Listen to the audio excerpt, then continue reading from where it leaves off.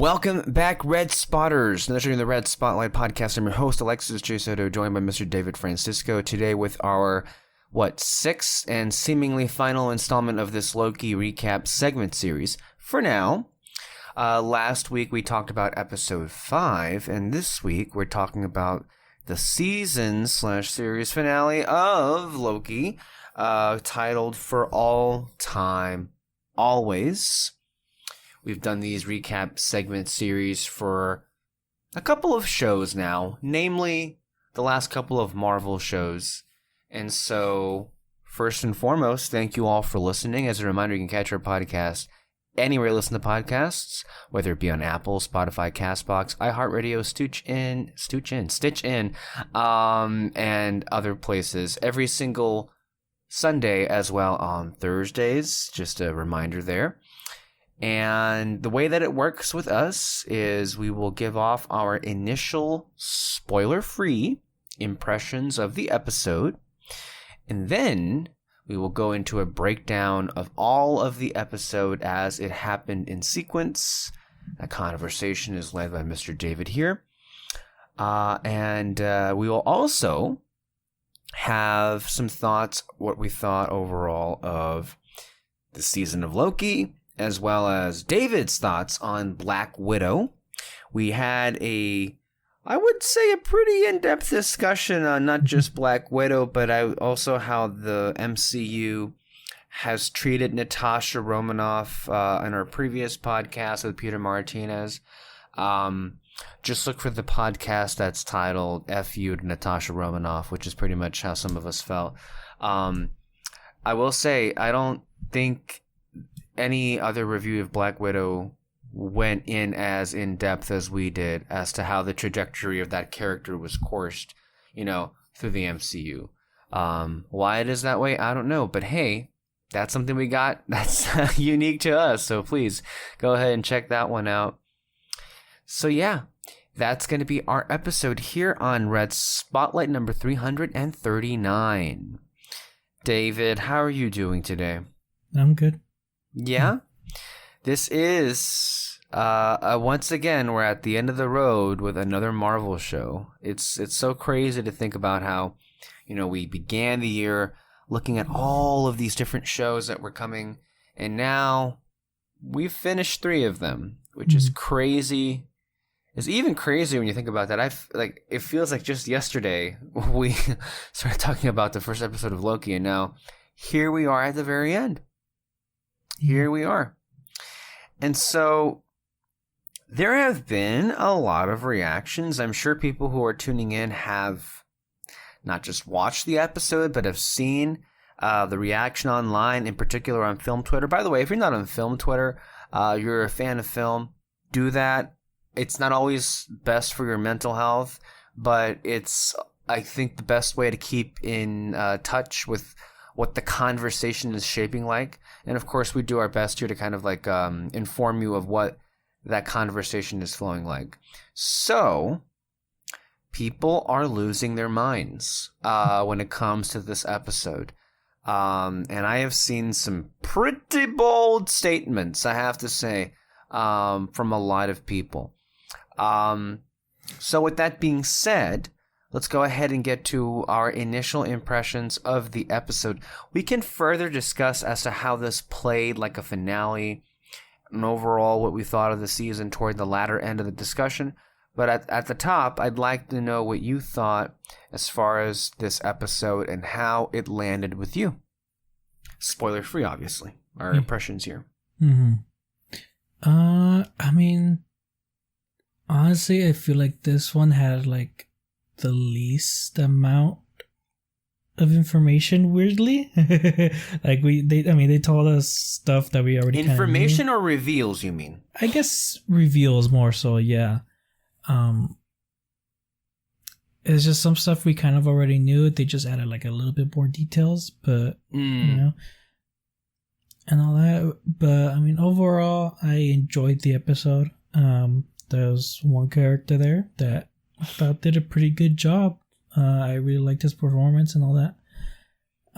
As a finale, it definitely left me wanting more, and I'm excited. I mean, it's already kind of announced that second season is starting. So this is one of the spoilers we really can't get away from. At the end of this episode, they announced literally Loki season 2 confirmed. Which, by the way, if you had listened to our conversations weeks ago, you would not be surprised by this, because we've been saying for a long time now that it has been reportedly in development. The people behind the show or producers from Marvel have been saying it's very likely. So Marvel themselves have been telegraphing for a while now that this was going to happen. So this was kind of the final nail. And by the way, when it ended the way that it ended, I would say that, oh yeah, there's obviously more. This isn't the end here. So people should have, on some level, expected it. As you were. Like I said, the way it ended, it did leave me wanting more and all that. But overall, I feel the same way as every other episode. I just still like Loki, Sylvie, their relationship. Seems complicated now, but again, I'm excited for it on the next season. And yeah. I tend to agree with it just about your overall feeling of it. I thought this was honestly a very good episode. All of the episodes, in my view, have been very good episodes. Some have actually been quite great. There are some problems that I'm beginning to have just from, and I guess it's just because I don't seem to quite understand, based on what I saw in this episode, what has got people so excited. Because when you say there are when you said at the top, there was no new information, when I wanted to ask you about, well, did you mean no new revelations? Well, yeah, because all of the things that honestly happen here, we basically called, and just because we predicted it, and then we got what we thought we were going to get, that isn't a disappointment in and of itself. And please, anyone who is listening, do not misconstrue as I am saying that. No, that's not what the issue is, at least for me. But as far as new information is concerned, well, there was a lot of information. And honestly, most of the episode was basically in one room, and one major character explaining the whole thing. And I've seen some people say that it felt like the whole episode was pretty much exposition. And when you put the word information, your brain kind of forms information dump. And that may sell the episode a bit too short, because when people say stuff like that, it sounds, oh boy, well, this doesn't sound all that interesting. It sounds like a boring thing. And honestly, it may be the information dump in and of itself that has a lot of people so excited, because we've seen people, especially some, I guess most fans, and then also certain critics / reporters, journalists, who are on film Twitter, who are accredited, who, if you follow them and their usual palettes, they tend to eat this stuff up, especially if it expands the lore and if it expands the universe. They seem to always have a very favorable view immediately after watching it. But to your point, there wasn't anything new here, and yet what I've seen based off the reactions of this episode is people are acting as if this is a milestone. People are acting as if this changes I mean, yes, it does change everything, but they're acting as if they didn't already know this was coming. A lot of the things that are revealed here, quote unquote, that was announced years ago, I feel, and yet people are acting it as if it's this glorious new revelation that nobody could have seen coming, when we all in fact knew. And people keep talking about they did that. There were so many tweets I saw, they did that. And I find myself asking, what do they mean they did that? But what actually happened? Most of this episode is, while fascinating, a conversation had between the three characters. And an action and a consequence for that action does occur toward the very end of the episode.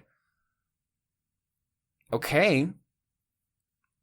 I just have a hard time understanding what they mean by that. The words and phrases that I have seen people, describe this episode have been masterpiece. Kyle said he was shaking. Someone else said that, it was in the top 3 of everything they've seen MCU. Grace Randolph said today that not only is it as good as Endgame, but maybe better than Endgame. She even said that this episode is one of those episodes of TV where people want to say this is where they were when they watched it. There were so many reactions of people saying, best thing ever, the best thing the MCU has done in years. That's another one that I saw repeatedly. A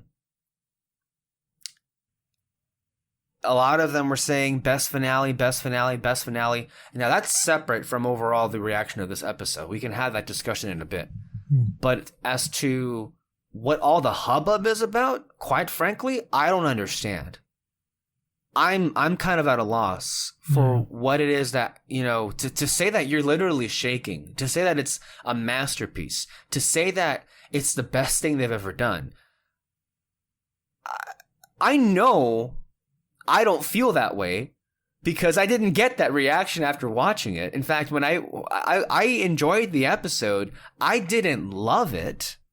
In fact, I have some issues with it, clearly, but I usually just feel so perplexed when I find that everyone else seemingly I don't want to insult Loki's name by inserting the Mandalorian in this discussion, but a lot of the reaction to this episode kind of reminds me of, kind of the slavish ovation that people slobbered all over that show. Just for doing the simplest of things, the basics of things, Mm-hmm. And so, what did I like? Well, obviously the performances were great all around. I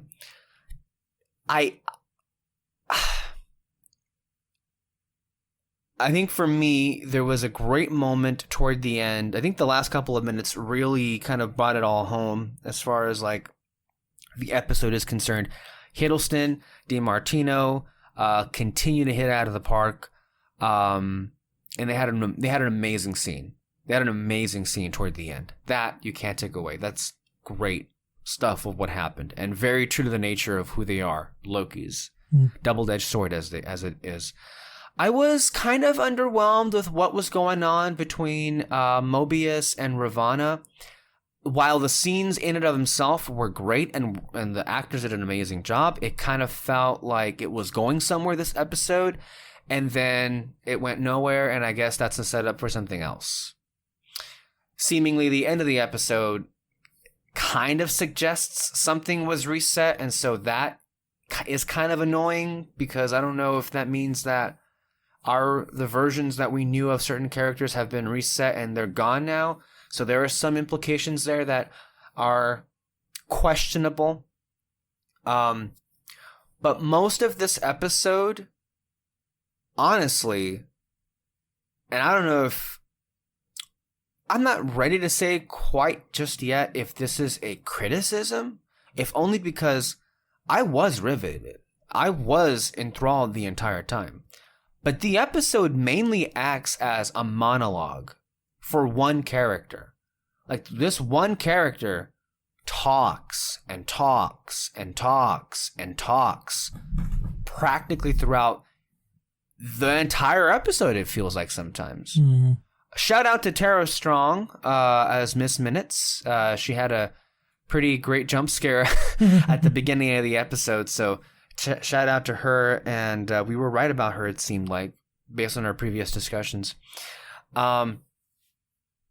And as far as like there's an actor here, Jonathan Majors is playing a character in this episode. The performance, I have to be honest with you, it was kind of throwing me off. I got what he was going for immediately, and I understand that when we see this actor next time around, there may be different versions of it, so he may not be as much as he was here, but I'm not gonna lie, I kind of was distracted at points with what he was saying because of his, I guess, choice and performance and how he played the character. Now, again, I know nothing of this character, so it could be exactly as it's intended, but a lot of the times it felt as if like Majors was like going for something really out there, and at times it worked, and at times I kind of was distracted. Maybe I just need to get used to it. Maybe when I watch it again, it'll be just fine. But overall, a good performance. But that mixed with all of everything else, I kind of feel ultimately that yes, it did leave me wanting more, but maybe it left me wanting too much more. I kind of was hoping for a little bit more resolution, because it almost feels like we got no resolution whatsoever. We got we got a big reveal. I guess the characters are off in different places, but it feels like we have no resolution whatsoever to any of the events of season 1. Yeah. And we're folding it over into the confirmed season 2 now, and it didn't feel like I was watching a finale. And so it almost felt like I'm watching episode 6, expecting episode 7 next week. And when you combine that with the fact that some of the stuff that quote unquote was launched in this episode may be delved into, not immediately the next thing would be season 2, but another movie in the Marvel Cinematic Universe, then it delves into other quote-unquote issues that maybe are exclusive pertaining to me, not so much everybody else. And so I get that a lot of people are so excited about this episode. But I mean, I saw the look on your face, David, when I told you about all the big words that people were saying, and you're like, what are they? I mean, the best thing Marvel's ever done, better than Endgame? And I'm like, oh, huh? Like, yeah, I mean, to me, still, WandaVision is the best show out of all of them. That's another thing I was saying. That's another thing That's another thing I was seeing, actually, is like Loki, the best Disney Plus Marvel show. Now I'm like, sit down. Seriously. I mean, no, hey, if you think it's your favorite, by all means, enjoy it.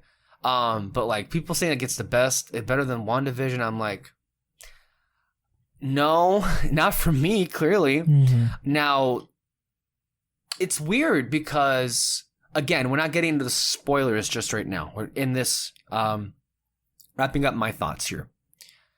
It's weird because it's weird to compare this with the other two finales of WandaVision and Falcon and Winter Soldier, because in some ways it's the best, but also in some ways it's the worst.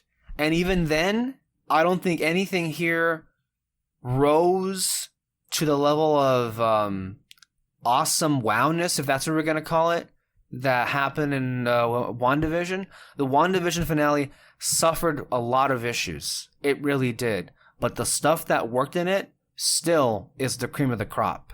That nothing has yet to touch, at least for me. Even the stuff that happened here with Sylvie and with Loki, I don't think came close to at least what I felt with Wanda and with Vision. So, yeah, we need to back the fuck up in terms of that statement, because I'm like, people, what the fuck? It's like, it reminds me, honestly, of Mandalorian again, when people just like, they're so swept in the moment, and they're even further swept by like everybody saying all these positive things, that a bunch of like adjectives and words come out that I don't think are really appropriate for what, the quality of what we got, which overall, again, is really good. But yeah, I didn't want to come here and like be a bummer to anybody, but like I watched the episode, I enjoyed it, but then I moved on.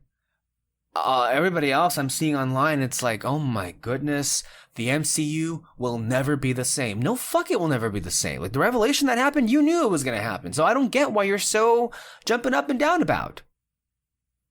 Okay, sure,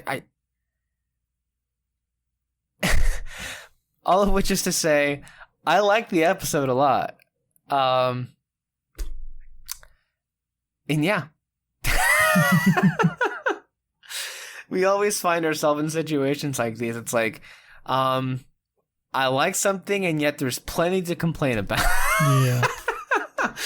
Especially if you listen to our Black Widow review, which, by the way, if you listen to it, I didn't intend to go into that review to come off as angry or to tear it apart. But I don't think that's what ended up happening in the end result. Like I didn't intend to do anything, but when I heard the recording back, I hadn't realized how angry I actually sounded in moments of it. So anyway, that's where I'm at. So, David, any response to what I said? And then if you don't have much of it, well, we can get into it when we get to the particulars. If you want to go ahead and start leading us off with the recap of this episode, which I have to imagine may be a bit simple for you this week because we don't really move around too much. Yeah, that's the thing. There's not really much to talk about in this episode, honestly. I think we should just get into it, really.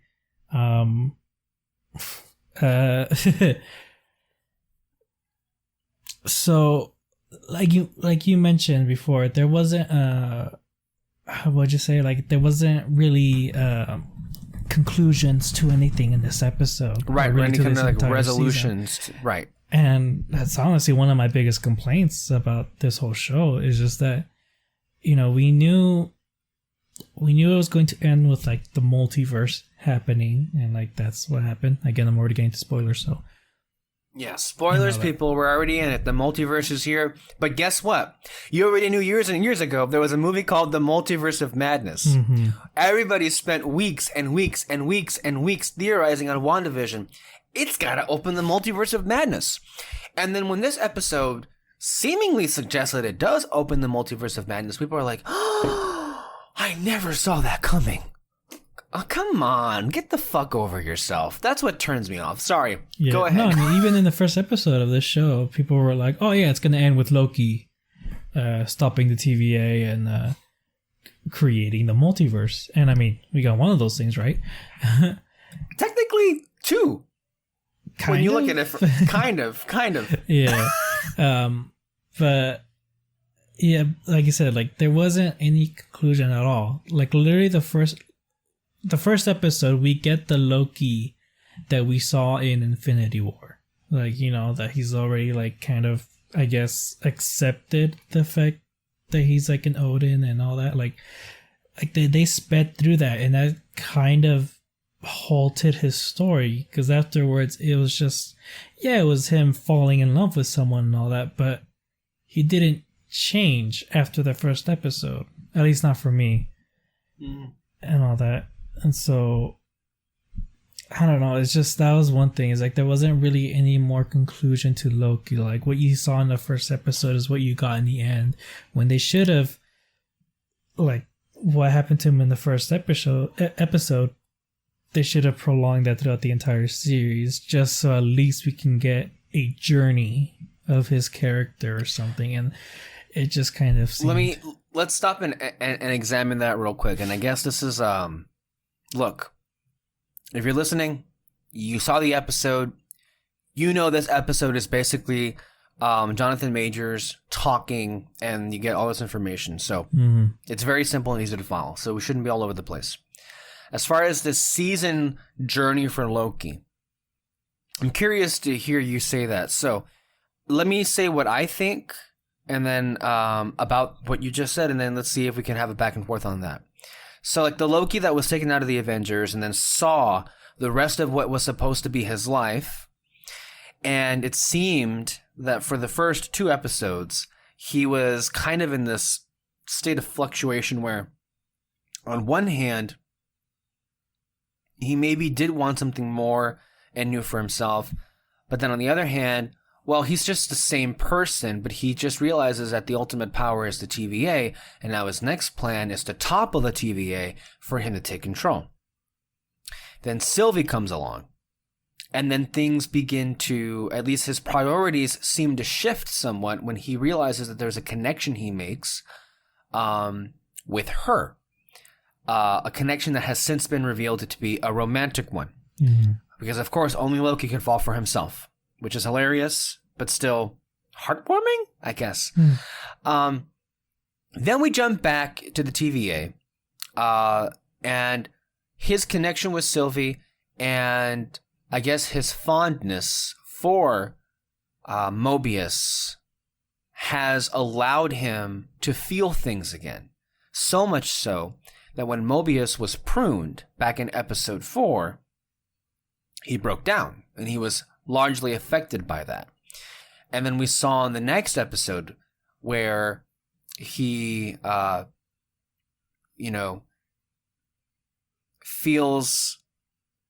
is seen to be very moved, when he embraces Mobius, when he looks longingly at Sylvie. Like, I guess the journey here is this version of Loki is learning to finally open up to things and allow himself to feel these things. And maybe through these relationships, he himself has learned to extend a little bit of trust. So when we get to this episode, in the events that happened, you see it being flipped, where he is ready to trust somebody who he would never, back in episode 1, have trusted. Whereas his counterpart in Sylvie just simply won't. And that's something that they definitely have here. So, is Loki the same? I mean, he's the same personality. He's playing Tom Hiddleston's playing the character mostly the same way. But from my observation, at least the change that has happened within him is when it comes to trust, he's willing to give it to others in this instance and not be as closed off. And then obviously in terms of how disgusted he was with all the other Lokis stabbing each other in the back, in episode 5, it on the surface anyway suggests that there has been some growth on his part to see that he was foolish for ever being that way. And then, of course, in this episode, he kind of gets the ultimate taste of what it's like to be, for all the people that he personally stabbed in the back, to have one of his own basically do that to him. And then be left in the, what the fuck did you just do situation that many people who at one point or another in the MCU have trusted Loki. So that's what I'm registering as far as these episodes are concerned. Were you referring to that specifically, or did you think that, or you acknowledge that, or you feel that's not a substantial amount of growth that you would have liked to have seen? I don't think it's a substantial amount of growth, especially because the goal in the end was to take over the TVA, and I was actually kind of excited for that. And so the moment when Sylvie threw him, that still can happen, by the way. I don't know when, still but can happen. But right. I feel like for this specific show, though, and especially because you don't really know if you were going to get a second season, right? What I really wanted, at least for in that goal, is when Sylvie throws him back to the TVA after they have their kiss and all that. It's oh wow, and everything. I was kind of hoping that by this time some of the TVA agents, they know their variants and all that, and he'll come in and be like, hey, I found everything out. I found the guy who was in charge and all that. And then that's when people would look at him and kind of want him to lead. But he's not taking over because he wants to rule. And everything that you said about how he cared about Sylvie, that is a growth of a hero to me, because because if he wanted to take over the TVA in that moment, again, it's not to rule the people, but it's to lead an army so that he can give people true free will, not his version of free will, which he mentioned in the first episode. Right. And so that's my biggest problem with it, is just that we didn't really get a full conclusion into the story that he wanted. We got a conclusion with Sylvie's story, and kind of, but that's kind of it. Her, like I said, she had a goal in mind, which is to stop TVA. She stopped the guy who was in charge of the TVA, but and I mean, that's fine, because again, that was still her goal. It's just now there's something else even bigger now going to take over, which is how you basically expand on these types of superhero shows and all that, or movies. Mm. And so it's just, and literally the episode ended with a reset. Mobius doesn't remember who Loki is. They're still all TVA agents, and it's like, you could have expanded on it in some way. And especially because now that the multiverse is sort of happening, it could lead to Secret Wars, or no, what is it? Or basically where the Avengers fight other Avengers villains and not from the multiverse and all that. And you can have a little story where he's maybe trying to preserve the timeline in some way, so that when we lead to that, we can have this Loki from this show into the next big Avengers event. Right. And so that's my complaint, I guess. That's how I see that there is no conclusion at all. Now, do you think this still would have been your issue? Because it sounds to me that the issue that you're saying is, as far as to what the arc that Loki had this season, it still very much is left unresolved. And so I guess what we're seeing here is a multi-season arc for Loki. And even if, let's say, the season had more episodes than the 6, let's say it had 9 or 10, if it still ended up like this, it seems there would still be that lack of conclusion, obviously, because it's not the end. There's still more to come, at least with the next season. And if they're doing a next season, I mean, who's to say how long they plan on doing this? I mean, honestly, at this point. Now, it's a tough thing, because it's hard to call this a satisfying finale. In part because of what you just said. A lot of the things that people were feeling with episode 3, where it ends, and they were like, but nothing happened. Okay. I kind of feel that way this week, where it ends and I'm like, yeah, but nothing really happened. Yeah. Like, we really didn't go anywhere. I mean, sure, one major event happened, but nothing was moved forward. It felt like we were at a stalemate. And now, who knows when we're going to get the next installment of this? Like, what, late 2022? 2023? Like, that's the problem with them. It's like there's so many shows that they're doing. Who the hell knows when the next time this thing is going to come back? So cliffhangers are one thing. We've had cliffhangers all the time. But in particular, and I'm sure a lot of the finales, especially from shows like the ones that you and I like, Doctor Who, S.H.I.E.L.D., those shows have great season finales.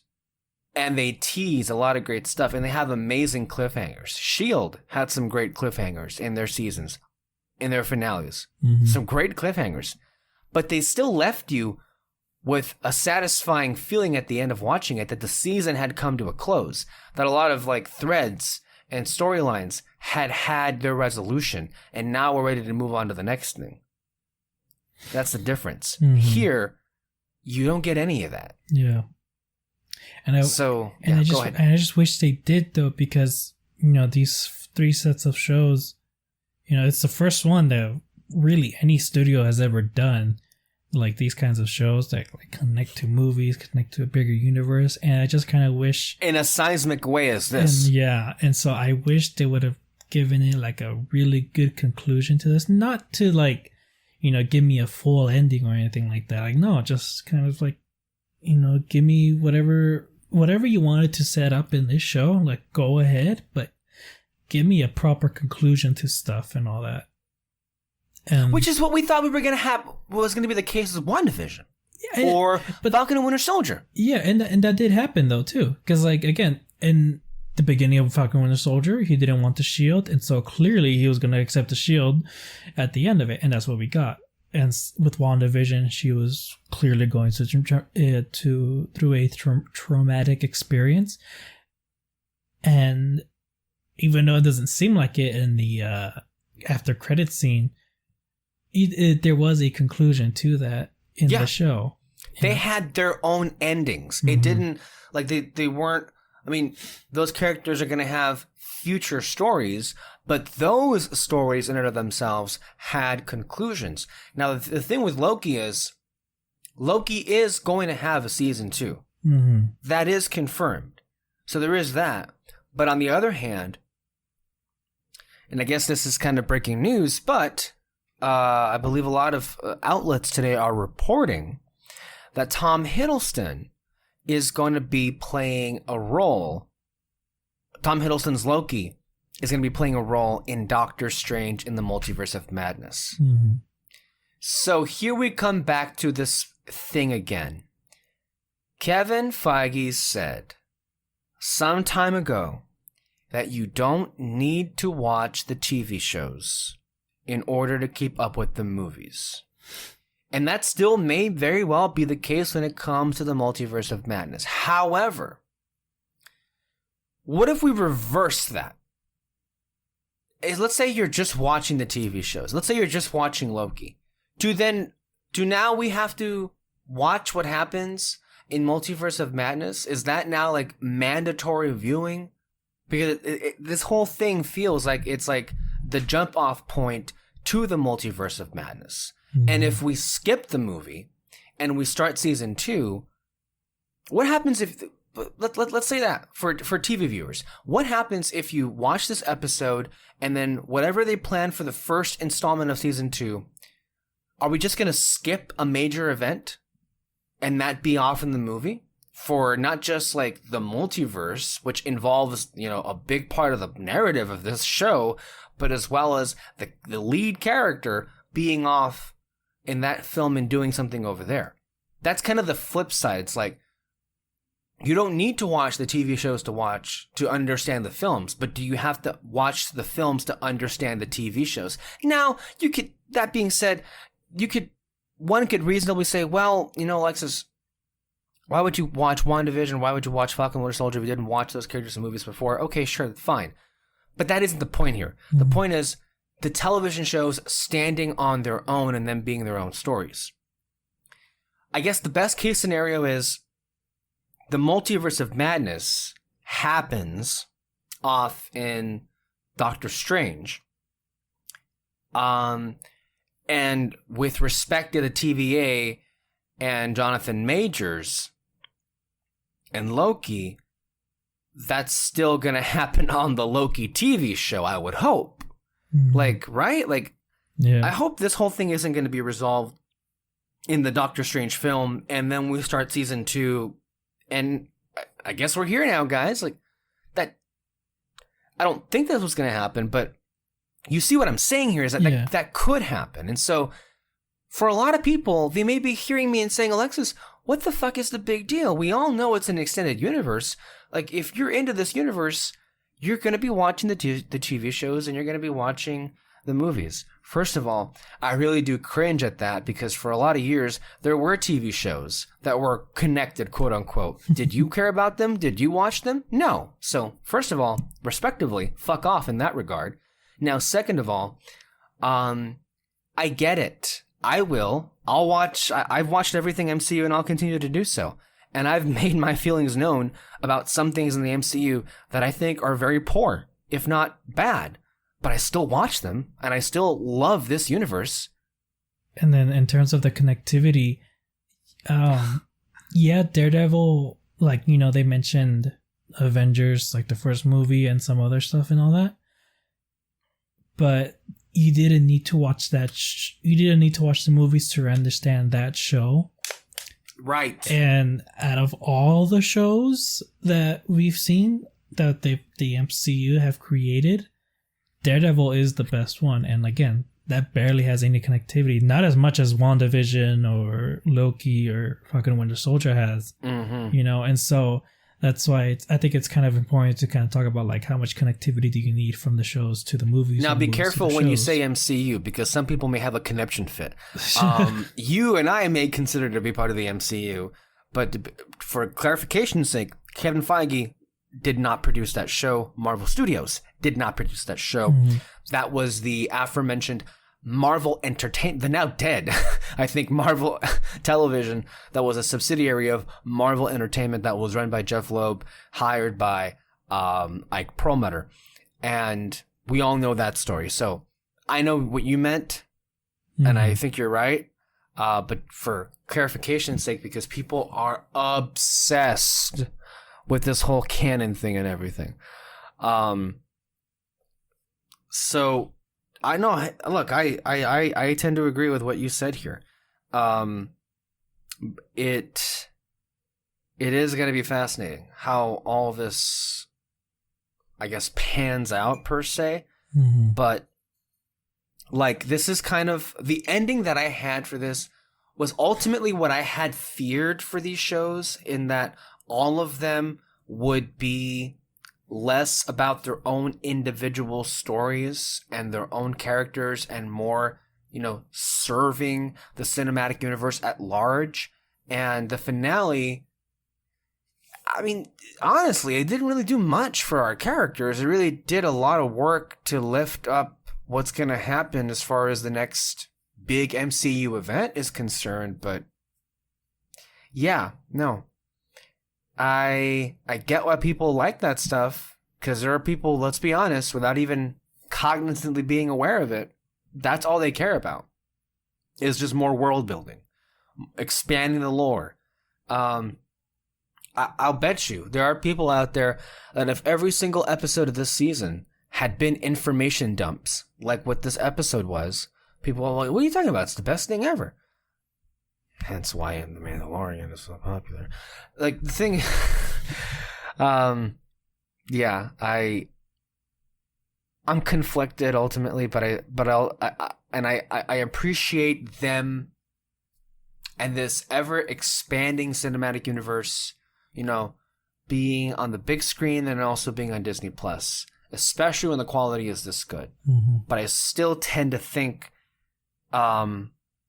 while the connections are great, the next major chapter of these characters and this event should be for them to resolve, not for Doctor Strange and Spider-Man or Ant-Man and Wanda or Ant-Man. That's right. I guess Ant-Man is now somehow shoehorned into this as well because of Jonathan Majors, who has been cast in Ant-Man and the Wasp: Quantumania. So, yeah. Yeah. So, where do we go from here? I mean, we kind of we really went around the whole thing and talked about the big picture at large, but I'm not sure if we talked about. What was the last thing you said? Did they get past missed minutes? I mean, like I said, there's not really much to talk about. Like, yeah, in the beginning they meet Miss Minutes, and she tells them. Oh wait, you know what? Hold on, I'll do it this way because there were some things that I did want to mention. Okay. I liked the opening of the episode. Thought it was cool. I liked all of the callbacks. Yeah. It kind of reminded me of Yeah, I know what you're gonna. What are you gonna say? Well, go ahead. What is it? I was gonna say Crisis on Infinite Earths. Okay, that's not what it reminded me of at all. But okay, explain. Yeah, I mean, I mean, it could be both the crossover event, the CW, or the comic books. But basically, like what there's someone narrating the beginning scene. It's basically talking about the multiverse, and I can't remember the beginning lines of it, but it was it's something like, oh, in the beginning there was nothing, and then blah blah blah and all that. And it just kind of reminded me of that. But this one though had like far more interesting visuals than like I think both the comics and the CW crossover, especially because I loved it when like you see like these two, I'm guessing they look like black holes, but I'm guessing those were the universes kind of together, and then like you just zoom in and like you're literally inside the timeline, I guess. And the time stream, basically, right? Yeah. And then you see the planet where Kang lives. Is it even a planet? It's more of an asteroid? Yeah, it's an asteroid. Yeah, more like that. And then I like that visual, though, when there are Nexus events happening and you actually see the time stream like going off. And so I just, again, those were some awesome visuals. No, man, I think it was one of my favorite Marvel openings that they've done. It kind of threw me off because it's like the Marvel logo is playing, and then you hear it's been a long time that was used in Winter Soldier, and then it was the very end of Endgame, when Peggy and Steve kiss. And then you hear a whole bunch of like quotes from all over the MCU. And then it ended off with what is love, what is grief but love persevering, the wonderful line from WandaVision, and then it obviously transitioning into the time stream. It was a very cool and very effective way of, I think, making this feel like an event, clearly, for all of time, as the title of the episode suggests. So I thought that was really cool.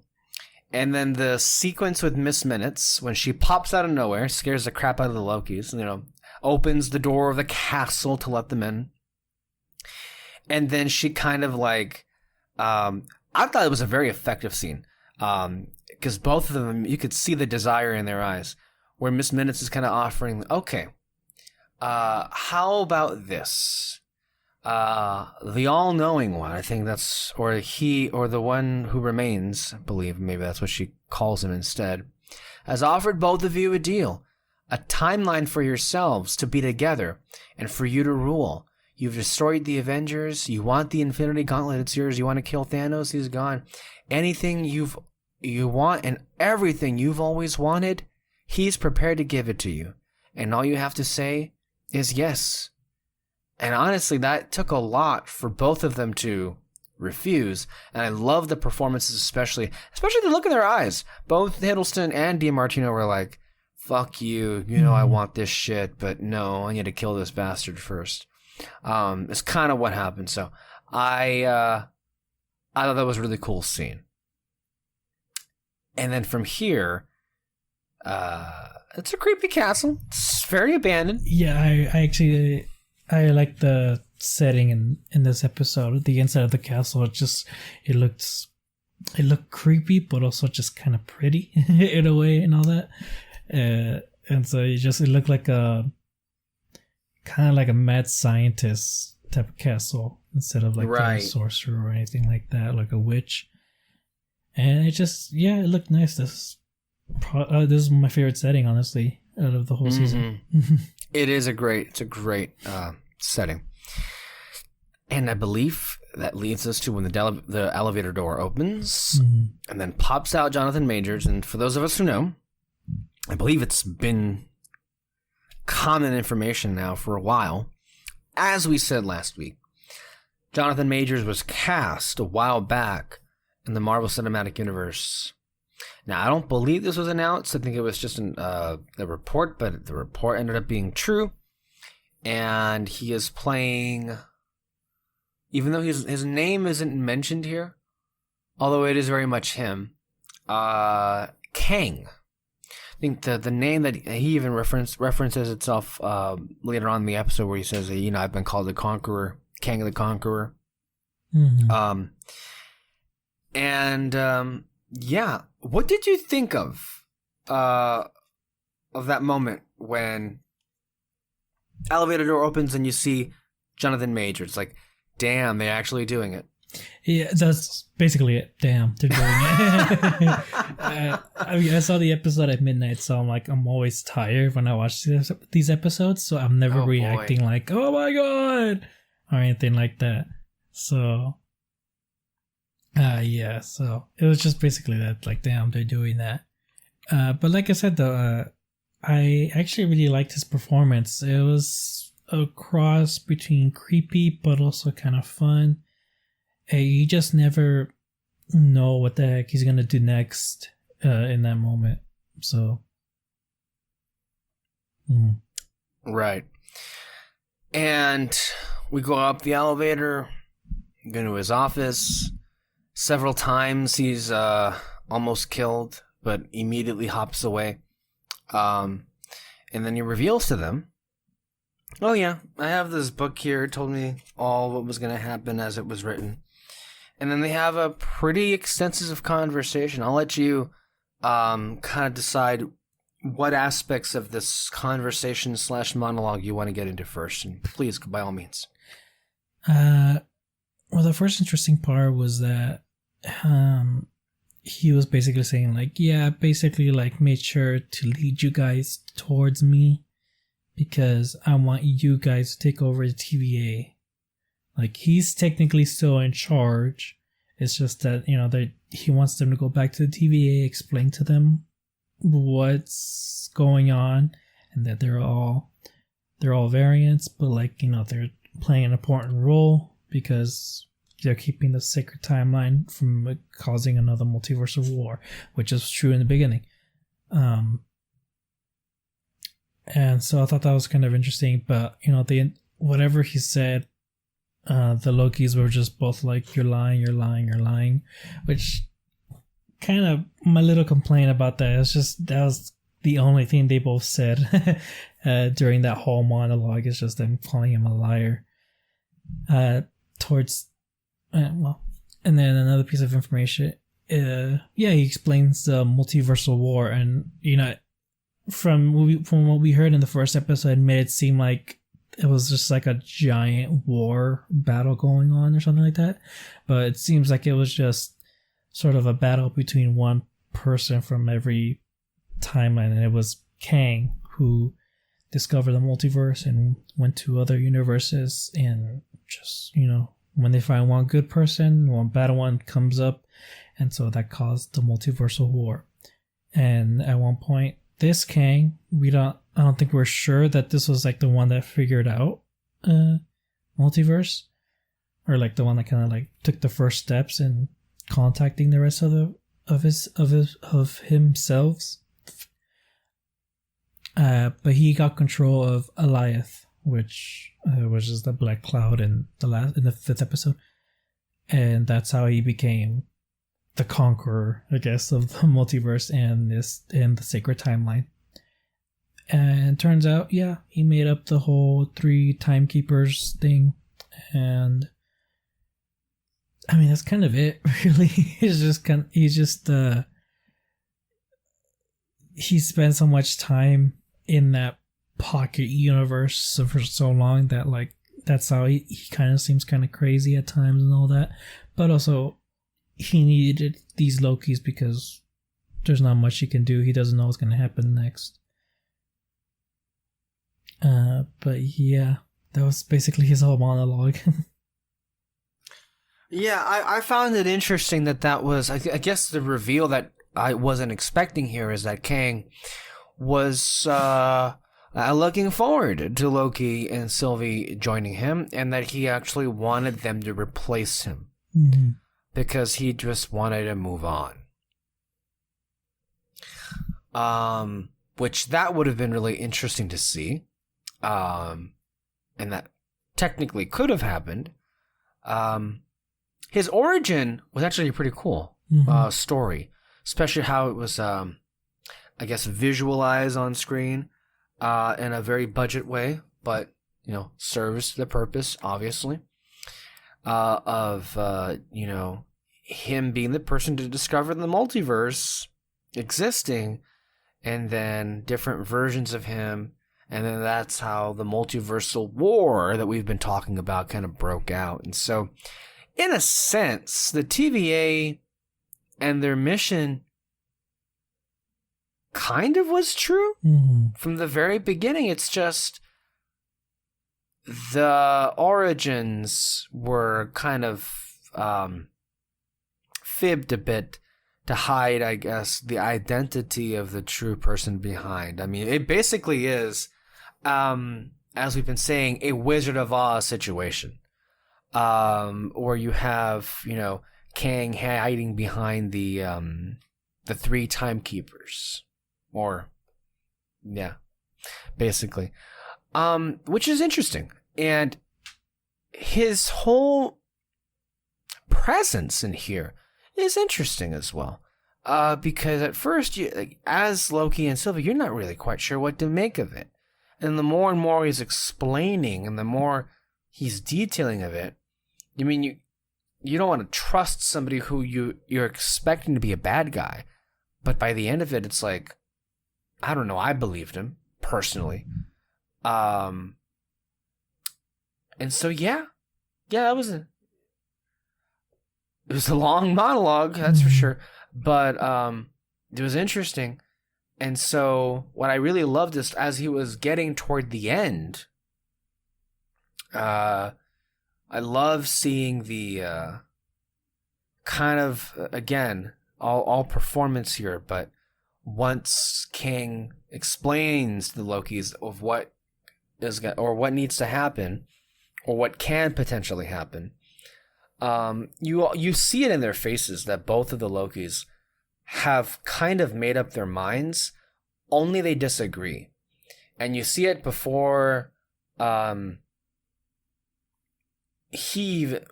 before Loki even says a word to Sylvie, that you can tell on his face that he's disappointed somewhat that Sylvie just cannot bring herself to believe a word that Kang is saying, even though Loki himself, who is a liar himself, and a good one at that, as he says, believes he isn't lying and that he's telling the truth. And so automatically it's like you realize, oh no, okay, well, this union ain't gonna last then, because with Sylvie, as we've been with her through these last couple of episodes, the decision she made is unfortunate, but it's just within who she's become. She's just incapable of trusting anyone, and especially with Kang, to her, he is the reason for the horrible life that she's led. And she's hoping, I guess beyond all hope, that once she kills him, she will have accomplished something. She would have finally, toppled her oppressor, maybe begin to live. Maybe. And throughout, a sequence of events, she is stopped by Loki several times. She pushes him away. He manages to open up and have perhaps the most honest moment Loki has ever had. And she has one as well. But also, for whatever love she may have for him, it comes clearly second to what her objective was in that moment. And I love the turn of the camera. I love how, as they embrace for a kiss, they're turning and she's reaching for something. She gets the temp pad, she opens it up, and then she pushes Loki through it. Another classic Loki betrayal, if there ever was one. And then she kills Kang. And Kang's like, cool, see you in a minute. Literally is kind of his reaction. And then, and I don't know, there was nothing else for Sylvie, but she kind of like stepped away. And I think she sat back down. But at least the look on her face communicated to me that she kind of regretted it because it didn't bring her any kind of closure. It didn't bring her any kind of joy. She was like, fuck, this is it. This is not as good as I thought it was going to feel like. That's kind of the look that I saw on her face. And maybe also concern for what actually may happen. So that's where it is. Yeah. One other thing, found it kind of weird, but when Loki went back to the TVA and Mobius and B-15 didn't recognize him, I found that weird because they're supposed to be in a point of space where they don't get affected by time. And so I don't understand how... I don't know. It's weird. No, that entire ending confused me. Because, like, Mobius and B-15, before Kang was killed, they were in cahoots. They were doing something. But then we see them together back at the TVA after Kang dies. And I guess because it just happened, you don't think it would... You don't think the fluctuation of the timeline would be so instantaneous. And I was so confused because at first I was like, what are they saying? I was so lost. And then later on, like, oh, they must have been reset because then the ending, when Loki looks at the statues, the Timekeeper statues are gone, and it's a statue of Kang. So I guess that was the implication. As far as like what you're saying, that the TVA isn't supposed to be affected by it, it isn't. But if there was somebody whose death would impact that, would it not be Kang? True. Who is basically the only reason why the multiverse can't break through. And if, as he said, when he is gone, they're all going to come through. So I think that's kind of what happened there. And I wonder, I mean, does that mean that Mobius and Hunter 15, did they just get erased? And then these are just like, are these the same B-15 and Mobius, but they've just had their memories erased, or they've been reset, or like what? Where are we with this? I don't know. I don't know. It's too hard to think about, honestly. And then it ends, and it's over. And that's that. Yeah. That's kind of all that happens here.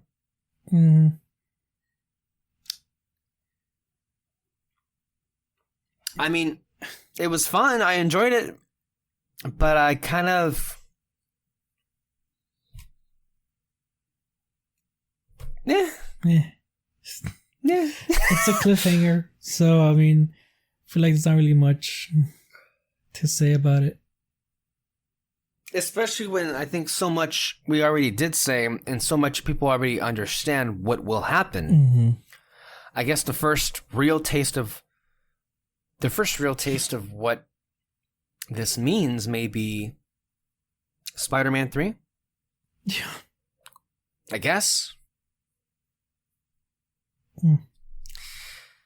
Yeah. So, how do you feel this performed? I think we've already explained our reasonings for why, as a finale, this was kind of disappointing, in that there weren't really any kind of resolutions to any of the storylines or characters or threads, and they all kind of like were left hanging here.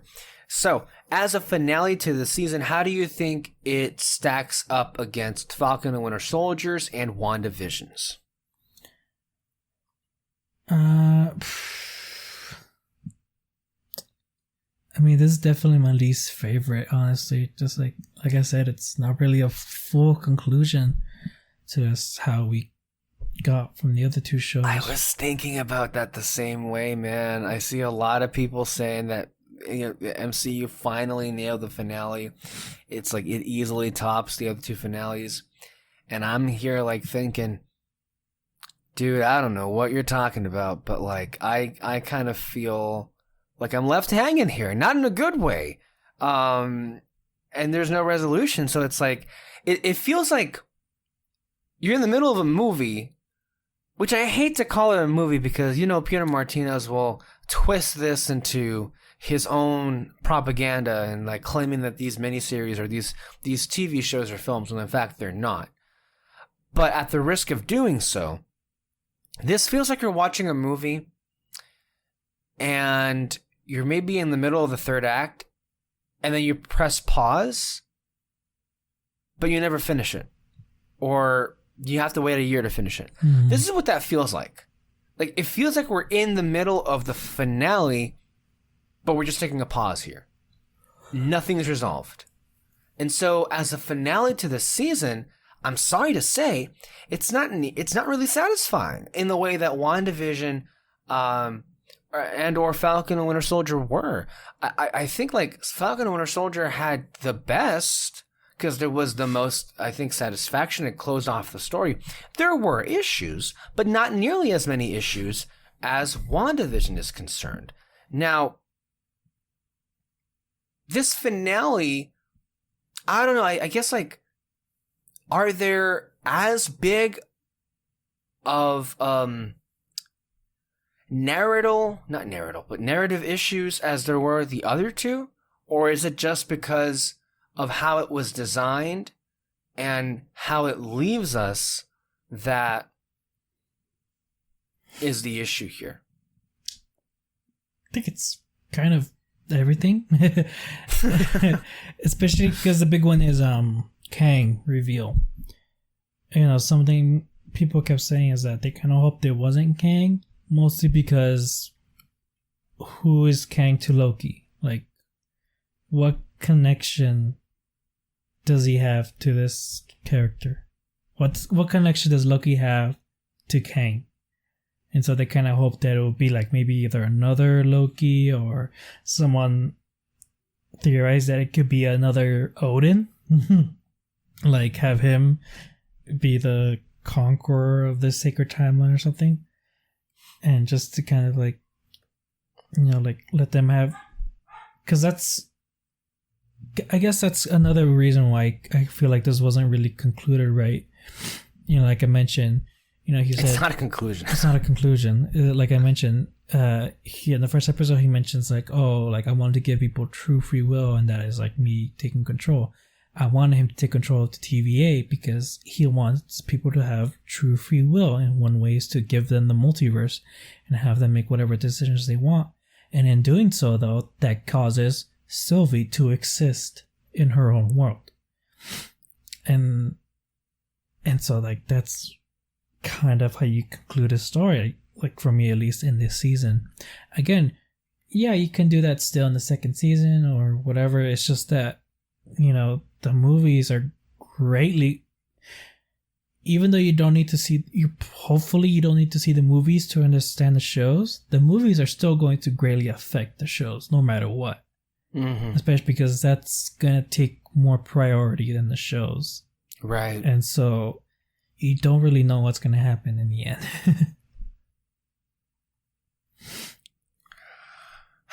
Yeah. That's kind of where we are with it. Overall, finale is to the side. Now that we've seen the entirety of WandaVision, Falcon Winter Soldier, and Loki Season 1, how would you rank them? I think we already said WandaVision is still top. Yeah, overall. WandaVision, Falcon, and then Loki. And then Loki. Yeah. That's the weird thing. It's like, when you watch the first 2 episodes, and then even when you're thinking of episode 4, it's like, man, Loki may be close to the top, or maybe the best of them. But overall, I kind of like, I don't care as much as I did about what happened with the other 2 shows. Mm-hmm. Yeah. Interesting, huh? Mm-hmm. But still, overall, a very good season of television. Yeah. With some great stuff in it. But I think you and I seemingly have a contrarian point of view here, because all I'm seeing, everyone jumping up and down today on Twitter, it's like, man, this is the best, easily the best finale, easily the best MCU TV show. People are saying it's better than Endgame. Whoa, okay. Mm-hmm. Yeah, that's wow, yowza. So that's our take on this episode of Loki. Thank you all for listening, but we still got some stuff to talk about here. So while we're bitching on a bunch of different things, so you may have seen that the Emmys revealed their nominations, and a number of TV shows are nominated, of which we discussed. So Marvel Studios earned 28 nominations for the Emmys, 23 of which went to WandaVision. And I believe the other, 5 were Falcon and Winter Soldier.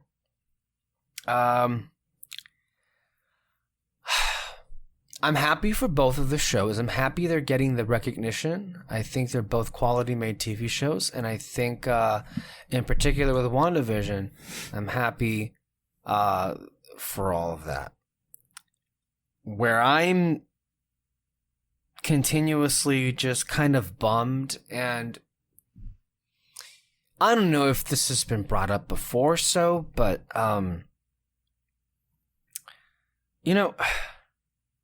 with these shows, with Loki and Falcon and Winter Soldier and WandaVision, David, I can barely see you. Are you okay? Oh, yeah, I'm good. You kind of faded into darkness. I was like, I know.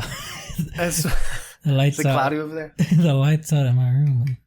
Oh, okay. No, it's okay. It's okay. I just wanted to make sure, because it felt like you were fading into oblivion there or something. So dark it looked like. But with these shows, the benefit that they have is the platform. They have the support of the studio, Marvel Studios. They have the full support of Disney, with it being on Disney Plus.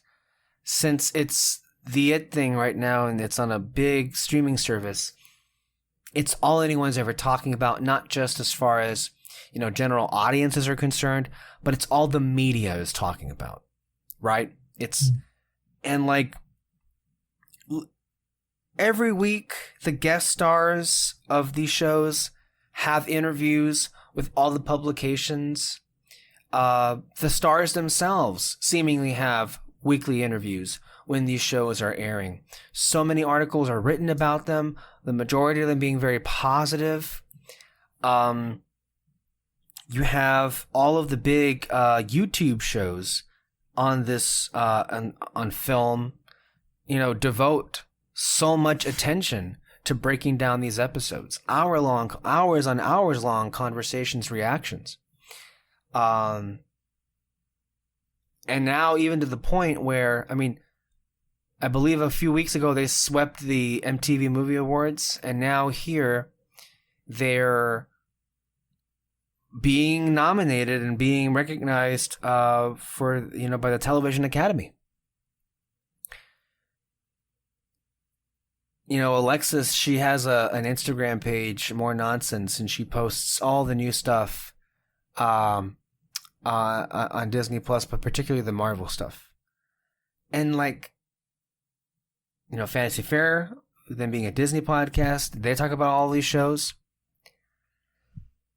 And I have to be honest, it just bums me out, unbelievably so, that while the people behind these shows get to have this platform and they're showered with praise and all this attention, it really bums me out that none of the other casts for the Marvel TV shows that came before this got any of that. They got nothing like that. All they are is but a distant memory now. And I honestly kind of, every time I see it, it really bums me out. Look at these nominations. Don Cheadle was nominated for a guest appearance, for a cameo. Who gets a cameo for Best Guest Actor in a drama or whatever. Giancarlo Esposito, the same thing for The Mandalorian. I think others as well. The only reason these shows, honestly, got these nominations, and I'm talking about the Disney Plus shows, is because of how big of a platform they have with Disney Plus, because of how popular they are, because of the big megaphone behind these shows, because everyone's talking about it. I'm sure the pandemic era helped it because people were obviously on streaming more than they were on anything else. But like, it just feels so hollow. It feels so fake. And it kind of like makes me feel even worse because when you compare like, okay, yeah, so WandaVision got 23 nominations. Do you know what else? Do you know what got 24 nominations? The fucking Mandalorian. Season 2 of The Mandalorian. Which, I know our views are not mainstream. They seem to rarely ever be, these days anyway. But a lot of us here felt like on this network, that season was among the worst written seasons of TV we've ever witnessed. And yet here it is, the genre show that got the most nominations. 24 nominations, tying with The Crown. The Crown, which is prestige television. The Crown is among the best TV shows on air right now, particularly season 4. So it's like, why are these shows being nominated? It's because they're popular. It's because they're hot.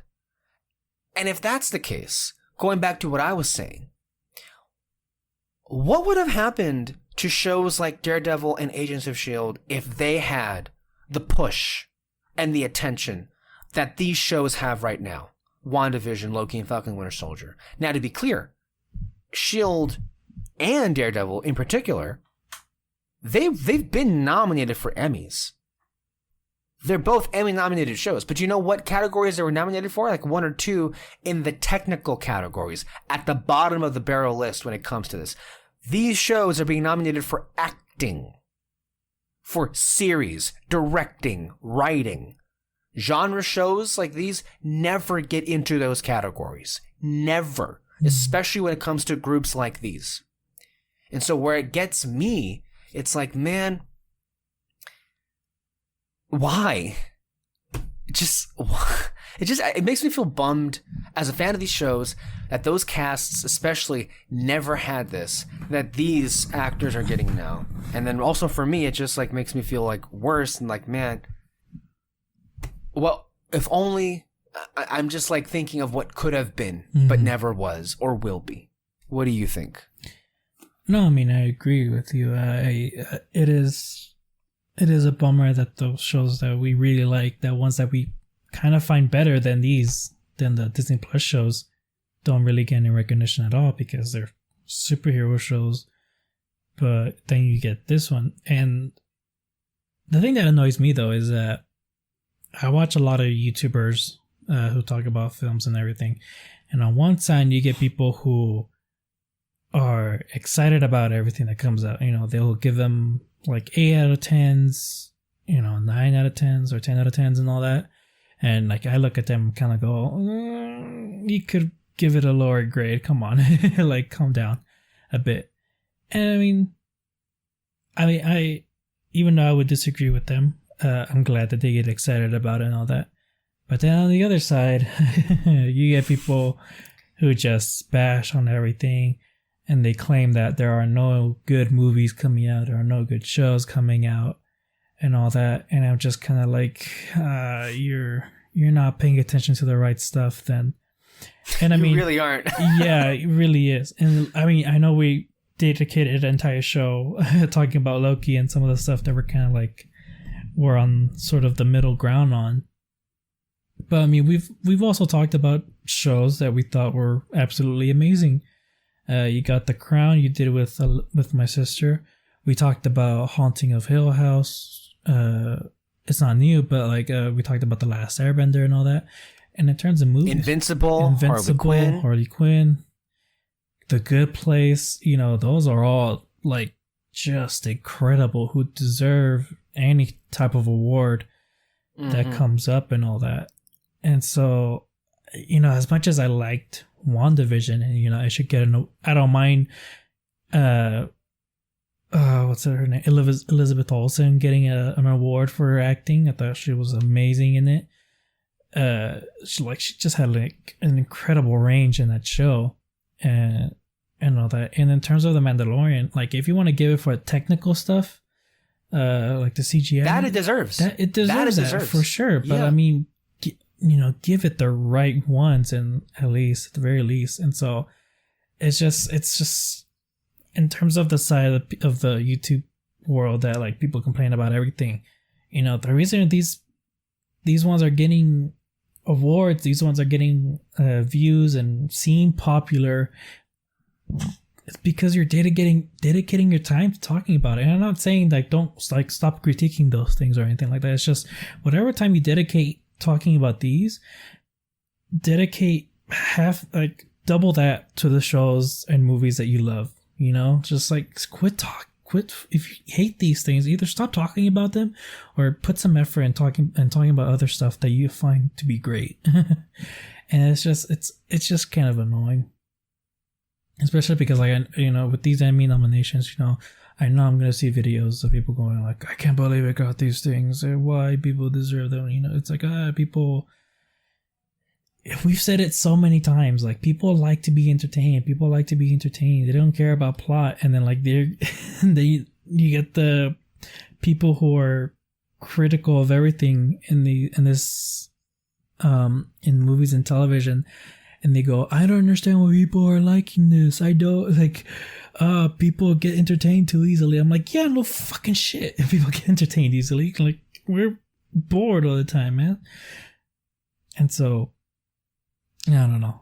That's the thing I'm gonna find annoying about these Emmy nominations.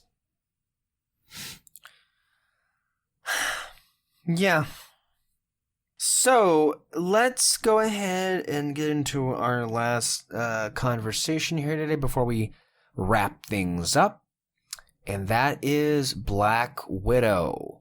The film opened in theaters as well as Disney Premier Access this past weekend. And we've got a bunch of reactions coming on in. David, I asked before the fact, he did listen to the review that I had to give with Peter. So he has that. And I believe he saw this film last Friday. Yeah. Mm-hmm. Okay. Yeah. So, I mean, from what I heard from you guys, I basically agree with everything you guys said. Basically? Yeah. Okay. I did enjoy the movie. There was some fun action stuff. I really liked the other new characters that we got introduced to. And Scarlett Johansson was pretty good in the movie too. In terms of like, if we should have gotten this movie sooner, yeah.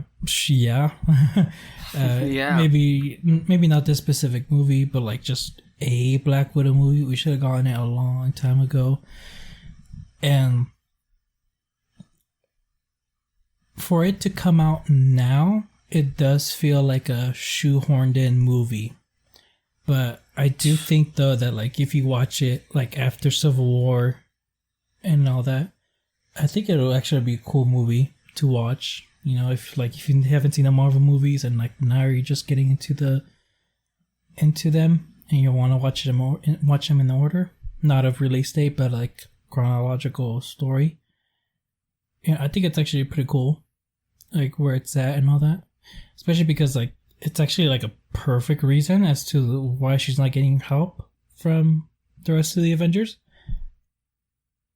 and all that. So I don't know, but I mean,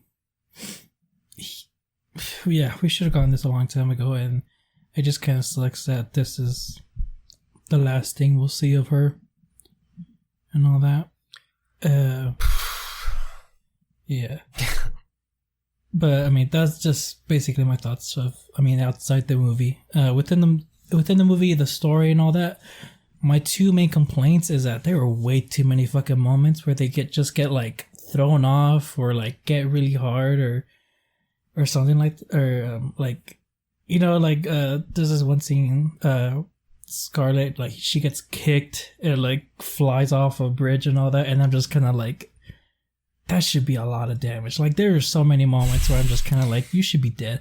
But one thing that bothered me most, and this isn't really much spoiler, but like she falls off a tower, like she's on top of a roof, and it's like this like little metal tower. I don't know what the fuck it was, but like it starts falling. She starts falling, gets hit by like beams and all that, and she literally lands on her feet. And I'm like, no, like if you ever seen John Wick, what is it, 3? At the end of that movie, you know, he falls off a building and he falls down.